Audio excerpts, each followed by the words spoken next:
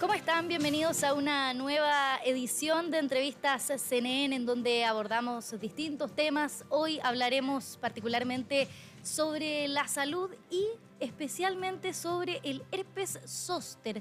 Para hablar de esto estamos junto al doctor inmunólogo del Hospital Barros Luco y Clínica Las Condes en una conversación gracias también a GSK. Lo tenemos aquí con nosotros, doctor. Muy buenas días. Quería preguntarle a propósito de este virus, ¿de qué se trata el herpes zóster?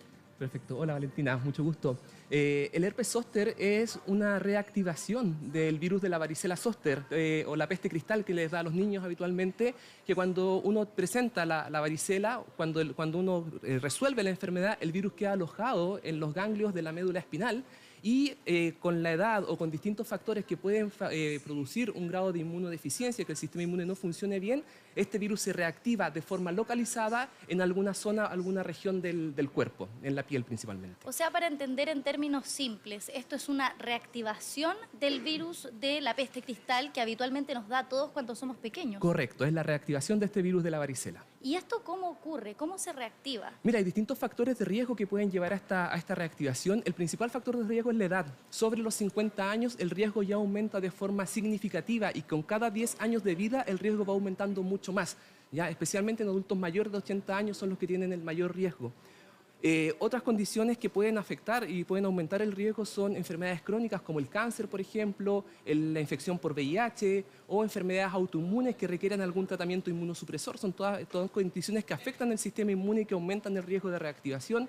Y también se ha visto que personas con otras enfermedades crónicas como enfermedades cardiovasculares, enfermedades renales, EPOC o asma, también tiene mayor riesgo de reactivar el herpes zóster. O sea, entendemos que la población de riesgo principal son las personas adultas mayores o mayores de 50. Correcto, mayores de 50 años y también mayores de 19 años con alguna condición que afecte el funcionamiento del sistema inmune, como cáncer, VIH o uso de fármacos inmunosupresores. ¿Y esto es por estar expuesto a algún factor ambiental, digamos, se activa por esto o cuáles son los motivos de reactivación? El motivo es la, como dice uno vulgarmente, la baja de las defensas, vale. Que te bajen las defensas por alguna situación. Otra situación que también produce esta baja defensa es el estrés agudo. Muchas veces vemos herpes zóster en personas más jóvenes en contextos de estrés importantes. Y respecto a los síntomas, porque puede ser visible en la piel, pero ¿hay algún otro síntoma que nos pueda advertir que quizás hemos tenido una reactivación de este virus? Mira, el herpes habitualmente esto parte con unos prodromos que le llamamos, que son síntomas que parten antes de la aparición de las lesiones, que uno parte con como un hormigueo, como un adormecimiento en la piel en la zona donde va a aparecer la lesión. Posteriormente aparecen granitos rojos o pápulas, ¿cierto?, que evolucionan a vesículas y ampollas que posteriormente se rompen y se asocia esto a malestar en la zona y muchas veces dolor. Y una de las principales complicaciones del herpes zóster es la neuralgia poderpética, que puede ocurrir hasta en el 20% de las personas y que es un dolor crónico que puede durar meses o incluso años, que es muy difícil de manejar. Bueno, vamos a hablar de hecho de la neuralgia postherpética, pero también quería preguntarle a propósito de las zonas en donde habitualmente puede salir el herpes zóster. ¿Hay algún lugar en particular donde habitualmente se manifieste y que yo digo, ok, tengo esta picazón, este dolor, quizás puede ser esto? No, el herpes zóster puede ocurrir en cualquier parte del cuerpo. Okay. Ya habitualmente ocurre en una sola región, es unilateral, en un lado izquierdo o en el lado derecho. En condiciones de inmunosupresión puedo tener una manifestación mucho más generalizada, pero habitualmente es localizado, generalmente puede ser acá en la zona del tórax, en la pierna, pero hay que tener mucho cuidado porque en algunos casos puede afectar el nervio oftálmico, la rama oftálmica del nervio, y eso afectar la cara, afectar el ojo y puede producir complicaciones graves como queratitis, úlceras corneales o incluso afectar la visión. Y cuando uno ya tiene la manifestación, ¿cuáles son los pasos a seguir en ese sentido, el tratamiento que se debe llevar a cabo? Lo más importante es consultar oportunamente con un médico, ¿ya? Okay. Porque mientras antes yo consulto, antes yo parto tratamiento y con el tratamiento yo evito las complicaciones. Entonces, mientras yo antes parta del tratamiento es el mejor escenario. Habitualmente estos pacientes nos llegan a la consulta, a mí me llegan muchos pacientes con herpes zóster consultando por una alergia que duele. Doctor, tengo esta alergia acá en el brazo, en la pierna, pero me duele. No es una alergia que pica, claro, no es una alergia, sino que finalmente es el herpes zóster. ¿Y qué tan habitual es el herpes zóster? Pensando en la población de riesgo que comentábamos, ¿esto se expresa de manera muy frecuente en esta población? Sí, se estima que 1 de cada 3 personas tienen riesgo de desarrollar herpes zóster. Y esto aumenta mucho más con la edad o con otras condiciones crónicas. Por ejemplo, las personas que tienen diabetes o que tienen enfermedad pulmonar crónica, obstructiva crónica, tienen hasta un 40% más riesgo de desarrollar herpes zóster. Las personas con enfermedades cardiovasculares y enfermedades renales tienen hasta un 30% más riesgo de desarrollarlo y las personas con asma un 20% más.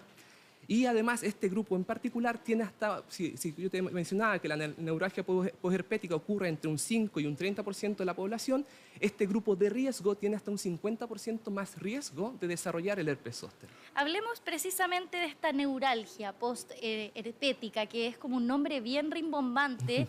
¿Qué significa también en términos simples? Porque yo conozco la palabra neuralgia, que es finalmente como un dolor que va también en los nervios, que está asociado a esto. ¿Pero qué significa? Correcto. Es un dolor, como bien tú dices, que está asociado a la zona de inervación, ¿cierto? Y es un dolor tipo puntada, es un dolor muy incómodo que te deja hasta incluso con hipersensibilidad de la piel y es un dolor que puede ser incluso descrito como descargas eléctricas.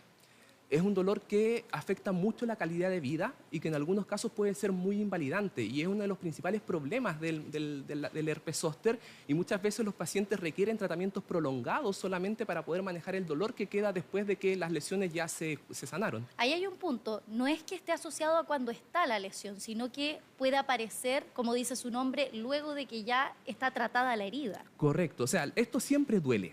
El tema es la duración del dolor. Si el dolor dura más tiempo después de que se resolvieron las lesiones, ya estamos hablando de una neuralgia posherpética y que habitualmente requerimos otro manejo específico. Doctor, usted hablaba del impacto que esto tiene también en la calidad de vida de las personas, porque vivir con dolor siempre tiene un impacto. ¿Qué es lo que usted ha podido ver también en los casos que ha podido tratar? Correcto, o sea, el dolor, como te decía, es bien invalidante. Yo tengo pacientes que incluso no pueden tener la ropa puesta porque solo el roce de la ropa les genera un dolor, les gatilla estas descargas eléctricas que puede producir.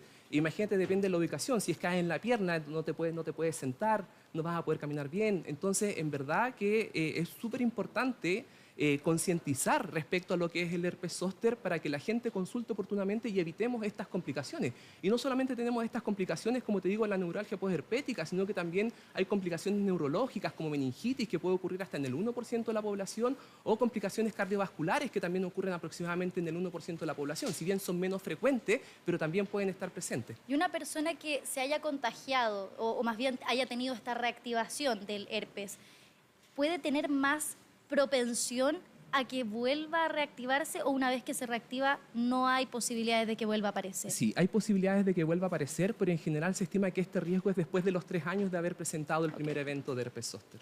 Respecto a lo que hablábamos de la calidad de vida también, el factor estrés, ¿cuánto puede jugar pensando en la neuralgia? Porque cuando uno tiene un nivel de estrés hay mayor cortisol.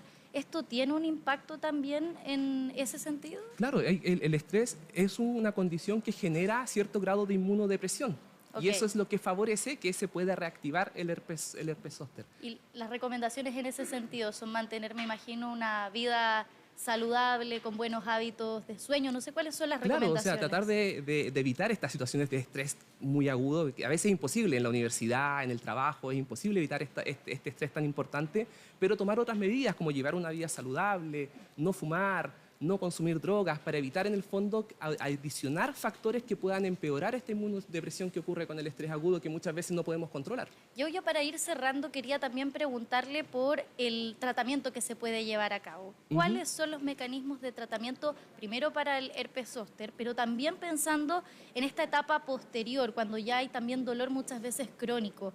¿Hay algo que podamos hacer, más allá también de los medicamentos, sino como hábitos de vida? Claro, el tratamiento para el herpes zóster es con pastillas, con medicamento, un medicamento que se llama aciclovir o valaciclovir, que se puede utilizar por vía oral, ¿cierto? Pero lo más importante es iniciarlo precozmente, ojalá dentro de las primeras 72 horas del inicio de los síntomas, para lo que te decía recién, prevenir complicaciones. Y otras cosas que yo puedo hacer como para prevenirlo, en el fondo es vida saludable, pero en verdad no hay nada que esté demostrado, además del tratamiento, que me ayude a prevenir las complicaciones del herpes zóster más allá, cuando ya me apareció, en el fondo.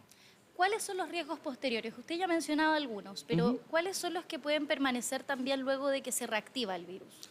El principal riesgo, como te decía, es la neuralgia posherpética, que es lo más frecuente, pero también pueden quedar secuelas tipo cicatrices en la piel, con retracciones, con daño importante a la piel cuando es una lesión muy extensa. Pueden quedar daños oculares si es que me afecta la rama oftálmica, por ejemplo, y quedar con una úlcera en la córnea. Puedo terminar, por ejemplo, con un dolor invalidante, por ejemplo, que no me deje caminar. O en algunos casos menos frecuentemente, pero también relevante, presentar complicaciones, como te decía, neurológicas o complicaciones cardiovasculares. ¿Falta más concientización respecto a esto? Porque yo le confesaba antes de ir al aire que antes de entrar en tema no había escuchado nunca de este tipo de enfermedad. Sí, falta concientizar a la población de entender que quienes están en riesgo de desarrollarlo, quienes están en mayor riesgo de generar complicaciones, para que la gente pueda hablar con sus médicos tratantes, para que vean de qué forma pueden ellos enfrentarse a esta situación y ver si es que existe alguna medida que pueda evitar que esto les ocurra. Y en ese sentido, ¿hay que hacerse chequeos preventivos, por ejemplo, ir al médico cuando no solamente hay un dolor, sino que estar constantemente revisando esto? Claro, o sea, si yo tengo una condición crónica como las que mencionaba, que aumentan el riesgo, la persona sería importante que discuta con su médico tratante cuál es su riesgo real y si existe algo que esa persona pueda hacer respecto a prevenir el herpes zóster. Y en el fondo, más allá de eso, si la persona no tiene alguna condición crónica, es importante que lleve un chequeo regular con su médico para detectar si es que existe algún otro factor que pueda predisponer a esta persona a presentar la reactivación. Doctor Pablo Herrera, inmunólogo de Hospital Barros Luco y también de la Clínica Las Condes, le quiero agradecer por esta conversación tan clara, tan precisa respecto al herpes zóster, esta enfermedad que decíamos, es a veces muy desconocida, pero que es necesario concientizar. Muchas gracias, Valentina. Chao. Chao, chao. Bueno, esta fue otra entrevista aquí en Entrevistas CNN. Muchas gracias por escucharnos. Continúe en la compañía de CNN Chile.